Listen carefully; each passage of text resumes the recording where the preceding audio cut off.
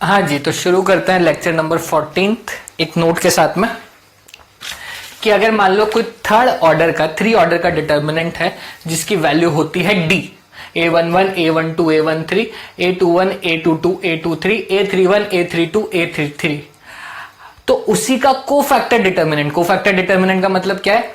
A11। अब A11 का cofactor निकालना अपन ने सीखा था इनिशियल फर्स्ट सेकंड लेक्चर्स के अंदर, तो C11 अपन निकाल सकते हैं। C1 क्या होगा? एक छोटा डिटर्मिनेंट होगा और डिटर्मिनेंट इन द एंड क्या होता है? नंबर। तो जो भी C11 की वैल्यू आएगी वो आप इधर लिखोगे, जो भी नंबर आएगा। ऐसे ही जो C12 की वैल्यू आएगी वो अपन इधर लिखेंगे, और ऐसे ही जो C13 की वैल्यू आएगी वो अपन इधर लिखेंगे। तो इसे मैं बोलूंगा कोफैक्टर डिटर्मिनेंट।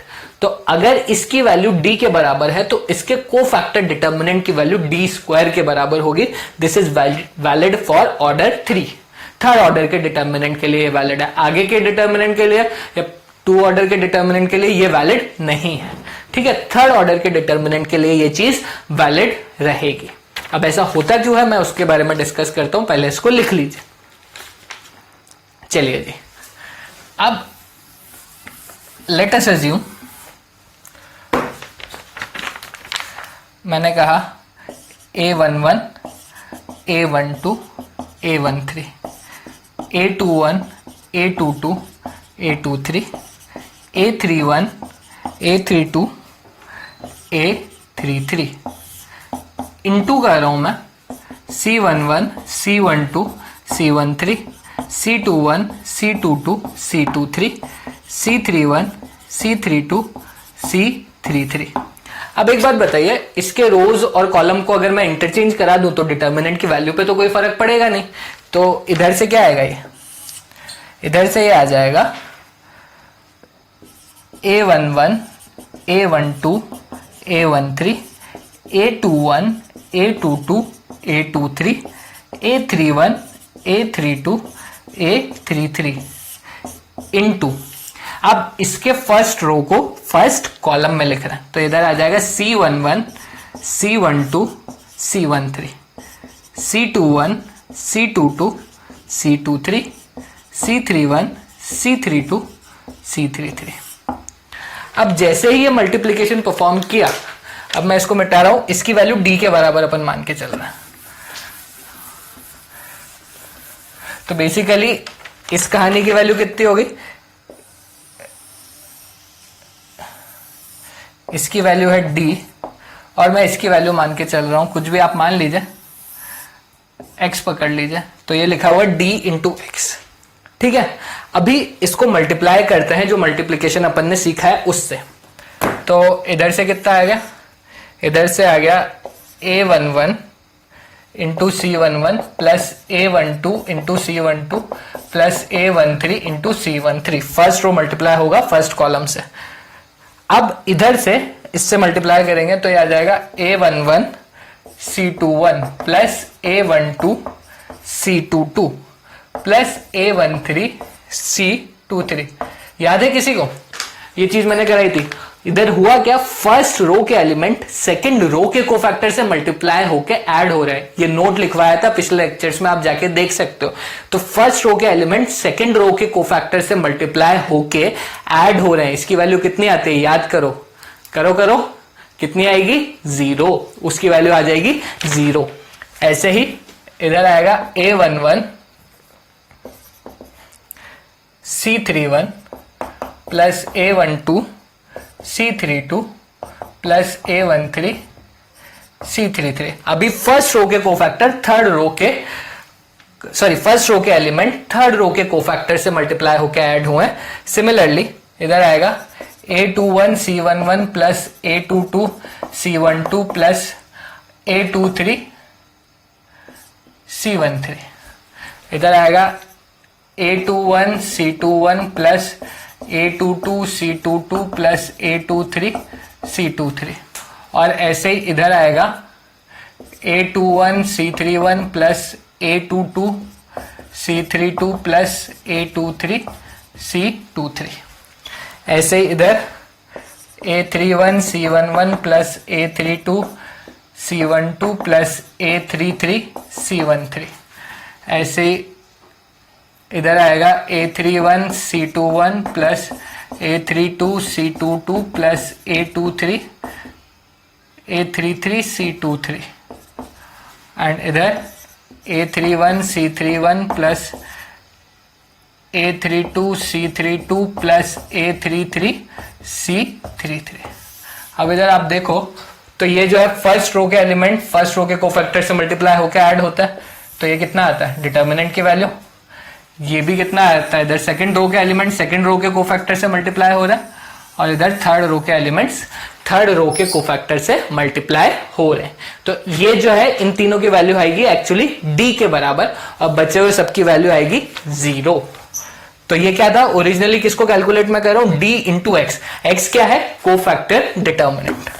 तो इधर से क्या आता है अपने पास में, अपने पास में आता है d into x is equal to D0 0 0 D0 0 0 D।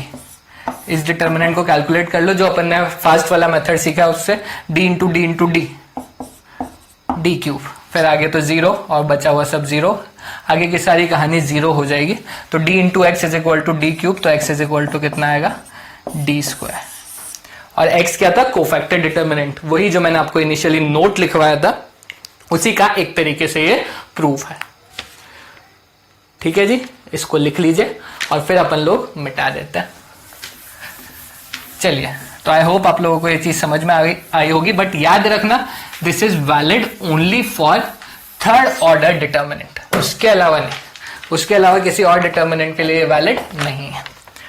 तो 11th उसने कहा है delta is equal to lambda c minus b minus C lambda a b minus a lambda. Then find the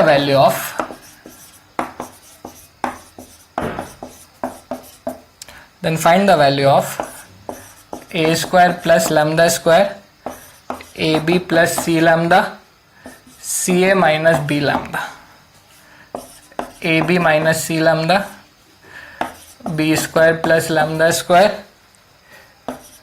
bc plus a lambda and ac plus b lambda BC minus a lambda and c square plus lambda square. ठीक है, अब एक बात मुझे बताइए, सिर्फ observation का question है, अगर आपको पिछला वाला नोट समझ में आता है तो फर्स्ट इसका अगर मैं C11 निकालू तो इसका C11 कितना है, लैम्डा स्क्वायर प्लस ए स्क्वायर, लैम्डा स्क्वायर प्लस ए स्क्वायर। C12 कितना है, तो C12 होगा माइनस ऑफ M12। M12 कितना है, M12 है minus C lambda minus A B, तो minus C lambda minus A B, उसका भी नेगेटिव कर देंगे तो कितना आ जाएगा, C lambda plus A B, तो ये आ गया C12। ये कितना होगा, ऐसे ही कैलकुलेट करोगे तो C13।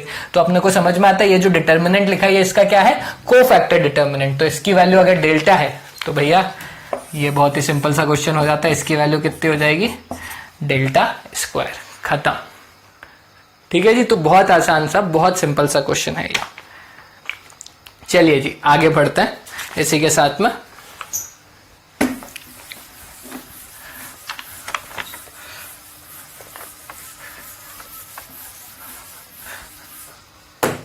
अगला देखते हैं, अगला मैं लिख रहा हूं क्वेश्चन नंबर 13th।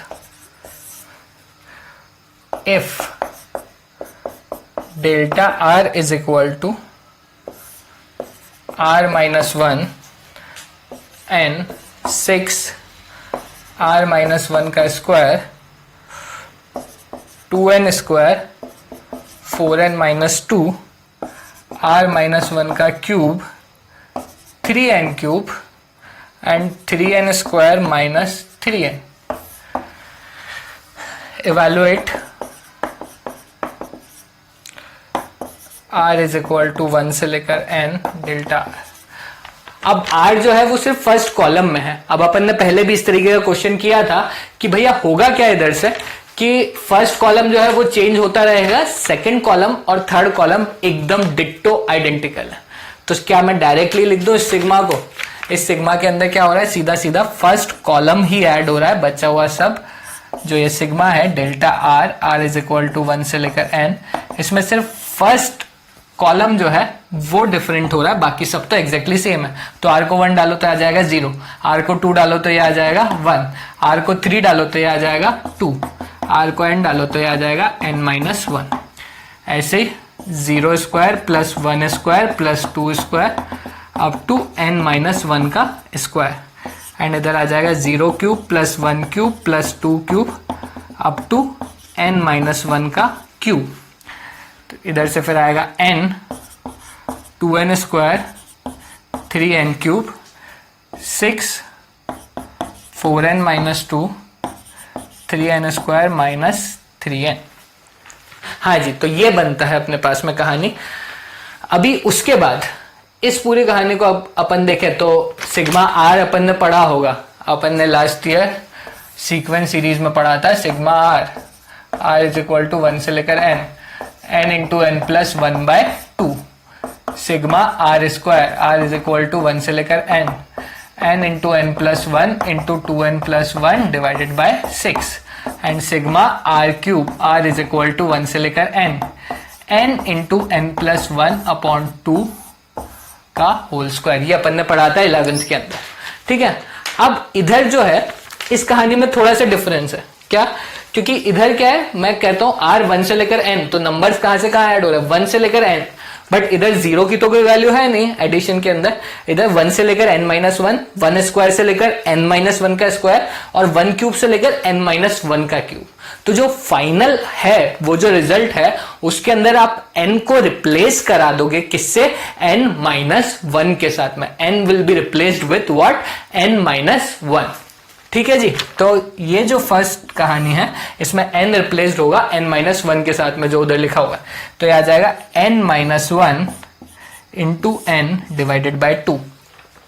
नेक्स्ट जाएगा n-1 into n into 2 times n-1 plus 1 whole divided by 6, और इधर जो आएगा कितना आएगा, इधर आएगा n-1 इंटू n का होल स्क्वायर डिवाइडेड बाय 4, इधर आएगा n 2n square 3n cube 6 4n-2 3n square minus 3n।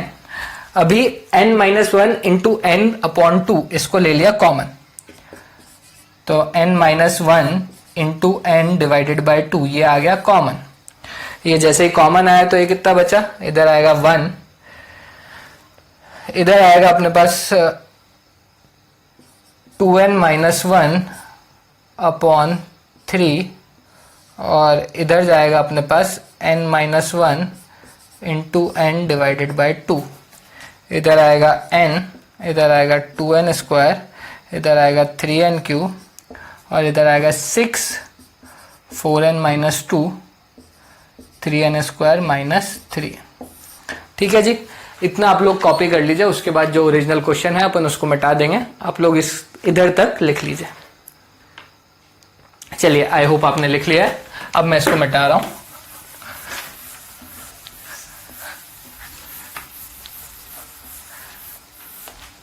हाँ जी, अभी क्या कर रहा हूं मैं, 6 से मल्टीप्लाई कर रहा हूं इस जगह पे, 6 से मल्टीप्लाई और 6 से डिवाइड, और ये जो 6 है मैं इसको दे रहा हूं फर्स्ट कॉलम के अंदर।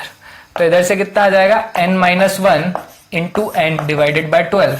जैसे आपने इसको 6 को फर्स्ट कॉलम में पकड़ा है तो ये आ गया 6, इधर 6 मल्टीप्लाई हुआ तो 3 से 6 कैंसिल हुआ तो बचेगा 2, 2 मल्टीप्लाई होगा तो इधर से आएगा 4n-2, और इधर से 6 तो इधर से क्या 3 बचेगा 6 से मल्टीप्लाई होने के बाद में, तो इधर आएगा 3n स्क्वायर माइनस 3n, और इधर से आएगा n, इधर से आएगा 2n स्क्वायर, इधर से आएगा 3n क्यूब, इधर से आएगा 6, इधर से आएगा 4n-2, इधर से आएगा 3n स्क्वायर माइनस 3n। अब देखिए, फर्स्ट कॉलम और थर्ड कॉलम ये होगा एग्जैक्टली आइडेंटिकल, तो भैया वैल्यू कितनी आ गई इसकी, 0। 2 रोज या 2 कॉलम्स आइडेंटिकल होता है तो डिटर्मिनेंट की वैल्यू कितनी होती है, 0। तो ये कितना हो जाएगा, 0। तो फाइनल जो सिग्मा है ऐड होके कितना आता है 0। चलिए देख लीजिए, और इसी के साथ आपका लेक्चर नंबर 14 खत्म होता है। नेक्स्ट क्लास में मिलता है विथ लेक्चर नंबर 15। चलिए जी, ऑल द बेस्ट।